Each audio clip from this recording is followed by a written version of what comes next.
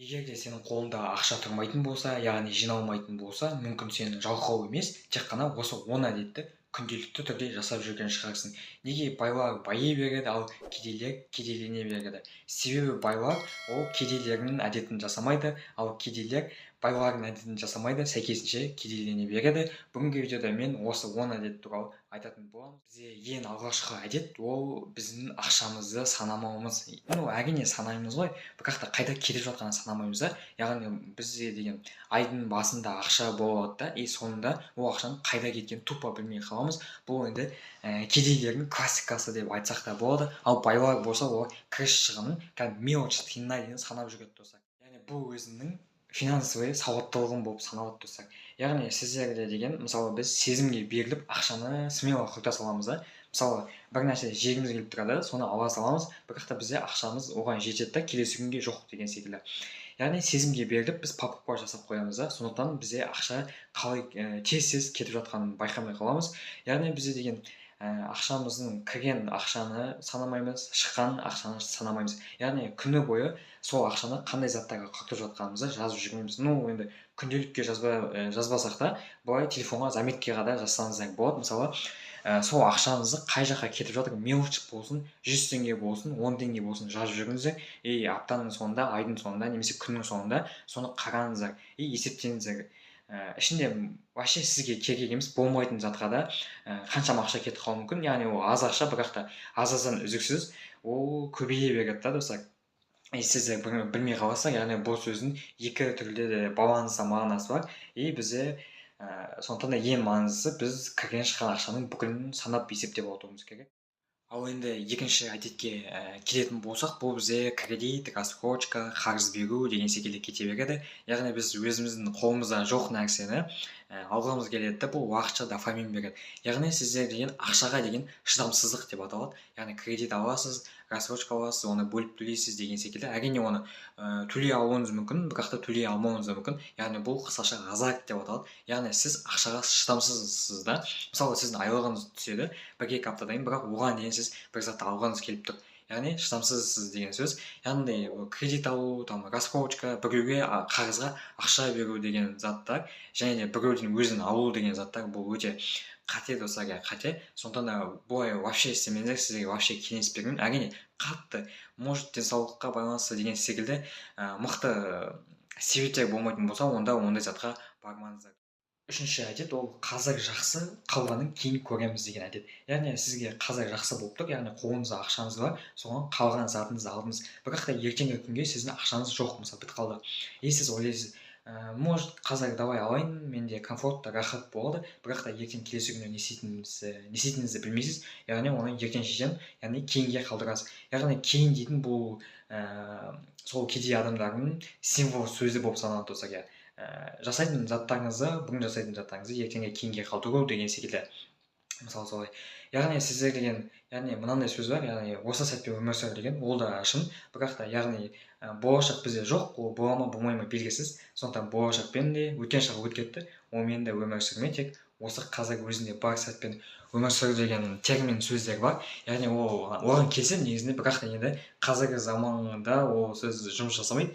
Яғни деген сіз бүгінгі күнмен өмір сүрмеуіңіз керек, ертеңгі күнге де сізде асылдық болу керек. Сондықтан да қазір нормально, ертең сосын көремін деген сөзді, яғни кейін деген сөзді ұмыту керек. Бұл сөзді вообще сөздік қорыңыздан алып тастағаныңыз жөн болады. Төртінші әдет бұл бізде білімге ақша қимау деп аталады. Яғни біздер деген өзімізге ұнайтын заттарды сатып алып жатамыз. Яғни телефон, киім, тамақтар, фастфуд деген секілді күнделікті кете береді. Яғни сіздер деген білімге ақшаны аз жұмсайсыздар да. Енді білмеймін ғой, мен жалпы айтып жатырмын, енді комментарийға жазып кетпеңіздер. Мысалы, мен өзім мысал келтірейін. Мысалы, мен қазір ақша таппаймын, бірақ та ол ақшаны маған ата-анам береді, иә.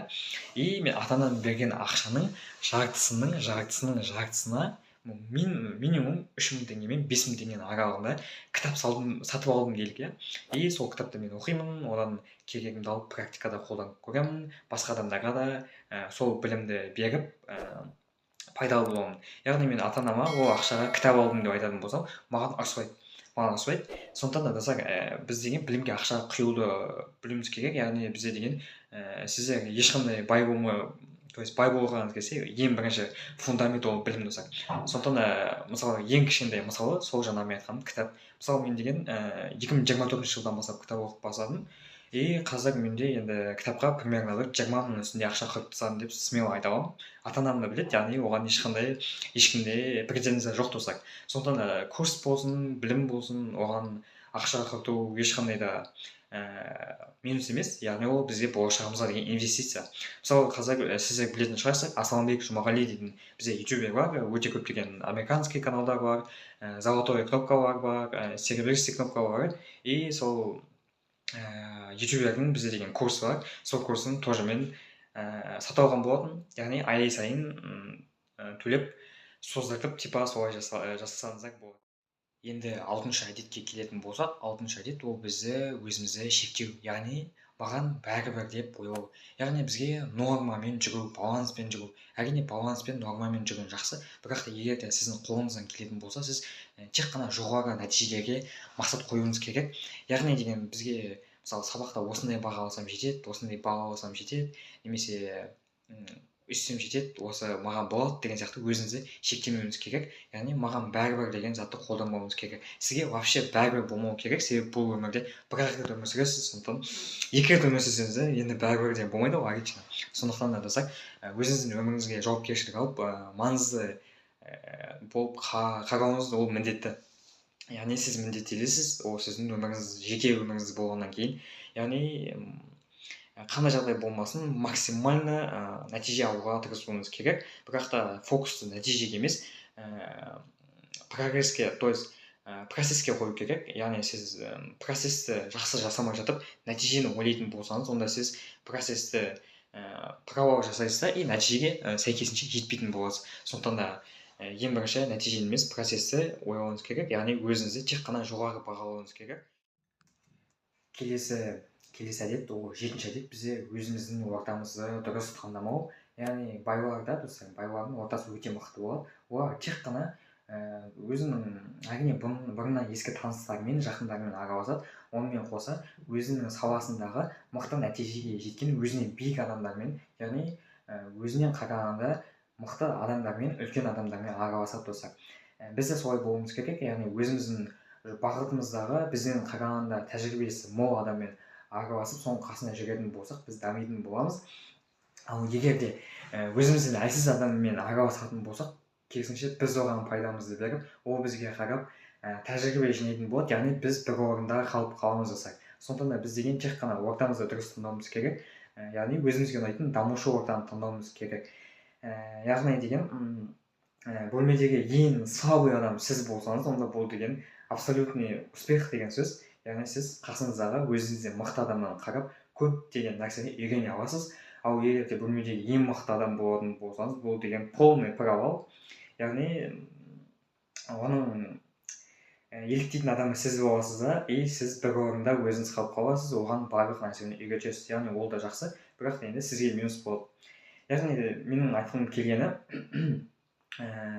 көбінесе өзіңізден мықты адаммен араласуды үйреніңіз. Яғни өзіңізден мықты адамды сіз мысалы жек көріп, көре алмаушылығыңыз болмауы керек. Керісінше сіз оны жақсы көріп, сонымен жақсы араласуыңыз керек. Себебі сіз өзіңіздің уровеніңізді тоже көтеру үшін. И ол адам сәйкесінше тоже өзіне мықты адаммен жақсы араласады. Солай бізде цепочка кете беретін болып тұрсақ. Сондықтан да бізде орта деген өте маңызды негізі. Ортаның нашар болса да, бірақ өзіңіз жақсы болып, алға қарата жылжу бізде деген негізі өте қиын болады достар. Бұл бізде 7-ші әдет, қателеспесем. Келесі біздің әдетіміз бұл 8-ші, яғни бір ғана табыс көзіне сеніп отыру. Яғни көбінесе кедей адамдар, енді кедей деп жалпылама айтпаймын, просто мысал ретінде айтып жатырмын. Яғни деген айлықтан айлыққа көбісі жұмыс жасайды, одан кейін зейнетақыға деген секілді, яғни бірақ табыс көзі түсіп отырады, болды. Сонымен ғана шектеледі. Яғни ол тұрақты әрине, бірақ та может тұрақты емес, енді білмейсіздер. Яғни бізде байлардың деген интернеттен болсын, басқа жерден қарасаңыздар, көптеген доход түсіп тұратын точкалар көп, яғни бір қалада бір бизнес, келесі қалада басқа бизнес, басқа жұмыс, интернет болсын, басқа болсын, барлық жерде ақша табуға тырысады олар. Яғни доход түсіп отыратын жер біреу емес, бірнеше болу керек. Яғни мысалы менің де деген бірінші доход түсетін жер ол, яғни ата-анам, логично, одан кейін өзім мысалы YouTube түсіретін болсам, YouTube'тың ақшасы деген секілді, одан кейін курс сататын болсам, бір опытымды біреуге сататын болсам, сол деген секілді. Яғни сіздің деген ақша түсетін көзіңіз көп болу керек, бір затпен шектеліп қалмауыңыз керек достар. Және де сіз деген өзіңізді финансовый сауатты адам болу үшін сізде минимум сіздің счетыңызда өзіңіз бір айда қанша ақша құртасыз, сол ақшаның 3 есе болу керек. Яғни сіз деген бір айда 100 000 теңге құртатын болсаңыз, сіздің просто бонус ретінде жататын кешбек деген сияқты или депозит деген сияқты ақша жерде 300 000 жату керек. Яғни 3 айда құртатын ақшаңыз сізде просто қорда, баланста или жаңағы кешбек, бонус деген жерде жата салу керек та. Просто затша секілді, яғни сіз мән бермейсіз оған. Типа сондай. Яғни бұнымен айтқым келгені, бір ғана айлықпен шектелмеу керек, әртүрлі жерлерден ақша табуға тырысу керек, яғни бірнеше ақша табудың көздерін ойлап табу керек достар бізде. Бізде 9-шы әдет ол өзімізге сенбеу, яғни өз-өзімізге сенбеу. Әрине ол деген бүкіл адамда болады, әлі болып та келе жатады, одан кейін де бола береді достар. Яғни өзіңізге сенімді болу үшін не істеу керек? Өзіңізге сенімді болу үшін сіздің мақсатыңыз болуыңыз керек. Одан кейін сол мақсатқа жету уақытыңызды белгілеуіңіз керек, әрекет жасауыңыз керек. Егер де ешқандай мақсатсыз, оған деген әрекетсіз, сіз просто өмірдің ағынымен жүре беретін болсаңыз, сізде ешқандай да сенімділік болмайды. Егер де сіздің өзіңіздің мақсатыңыз болса, сіз бір күнде, яғни 24 сағатта 24 сағаттың ішінде не істейсіз, соны барлығын жоспарлап қоясыз, яғни өзіңізге сенімді боласыз. Яғни өзіңізге сенімді болуыңыз үшін әрине ақшаңыз болуы мүмкін, денсаулығыңыз деген секілді факторлар да ойнайды, бірақ та ең бірінші сіздің мақсатыңыз айқын болу керек. Яғни осы өмірге келгендегі барлығымыздың бір мақсатымыз бар. И соны біздер деген әрине білу, тану, ассасин ету өте қиын, бірақ та деген кішкентай болсын мақсатыңыз болу керек. Сол кезде сіз мақсатыңыз жоқ кезге қарағанда более өзіңізді сенімді, жақсы сезіне аласыз. Яғни сіз ол затқа дайын болмасаңыз да, сіз хладнокровно жауап беріп, яғни өзіңізге сенімділікті тудырсаңыз болады. Келесі бізде ең маңызды әдеттердің бірі достар. Осы әдетті тастайтын болсаңыз, сіздің өміріңіз кардинально өзгеретін болады. Яғни уақытты өлтіру деп аталады. Яғни байлар бізде уақытты сатып алады. Себебі ол деген өзінің істейтін жұмысын жеңілдету үшін басқа жұмыскерлерді жалдайды. Ал сол басқа жұмыскерлер яғни біреудің қол астына жұмыс жасайды да, өздерінің уақытын құртады деген секілді. Яғни кедейлер өздерінің уақыттарын өлтіреді, ал байлар болса сатып алады деген секілді достар. Яғни біздің барлығымызға бір күнде 24 сағат беріледі. Келесі күні ол беріле ме жоқ па, ол ешкімге белгісіз. Яғни сол берілген 24 сағатты максимально пайдалы өткізуіміз керек. Өзіміздің мақсатымызға жету үшін әрекеттерімізді жасау керек. Күнге қойған жоспарымызды толықтай орындау керек, яғни толықтай болмаса да орындау керек. Яғни просто так интернетте, әлеуметтік желіде, басқа да болмайтын жерлерге барып, болмайтын әңгіме айтып деген секілді бүгін қою керек. Яғни просто сіздің мақсатыңыз бар болса, сол мақсатыңызға әрекетті жазасыз да, сол бойынша жұмыс жасайсыз 24 сағат бойы. Сосын уже аблай болды десек, солай күні солай өту керек. Себебі деген білмейсіз ғой, сіз может келесі күні оянбайсыз деген секілді. Сонда да күніңізді, уақытыңызды максимально пайдалы өткізуіңіз керек. Яғни біздегі ең маңызды, ең бағалы зат ол уақыт. Уақыт ешқашан қайтып келмейді, артқа жылжымайды деген секілді. Солай достар. Біздегі видеомыздағы ең соңғы 10-шы әдет ол байларды жек көру деп аталады. Яғни ол деген енді шілейқатты жек көрмейміз, бірақ та көшеден болсын, интернеттен болсын, бай адамдарды көрген кезде біз өзіміздің ішімізде кішкене дискомфорт болып қалады. Яғни ол бізден мықтырақ екенін біліп тұрамыз. И бізде үлкен адамдар болады, яғни олар айтады, типа, мынау байдың әйелдері, байдың адамдары деген секілді. И бұлар сондай, примерно сондай, үйтет-бүйтет деген сияқты айтады. Ал бізде ондай емес деген сияқты. яғни ол байлар көп шығын жасайды, ал біз ондай емеспіз, біз қанағатшылмыз деген секілді айтамыз. Ол әрине қанағатшыл болған дұрыс, бірақ та өзіңізге келген кезде ешқашан қанағатшыл болмау керек, яғни өзіңізге ұнайтын заттардың барлығын алу керек деген секілді. Яғни мультик болсын, кино болсын, барлығында байларды бізде тәкаппар, қарны шығып кеткен борсақ, өзінше сондай, яғни ақшасы арқылы бүкіл әлемді басқара аламын деп ойлайтын адам қылып көрсетіп қойған әлеуметтік желіде. Бірақ та ал әлеуметтік желіде кедейлерді керісінше жақсы адам ретінде көрсетіп қойған. Бірақ та енді ол мүлдем олай емес.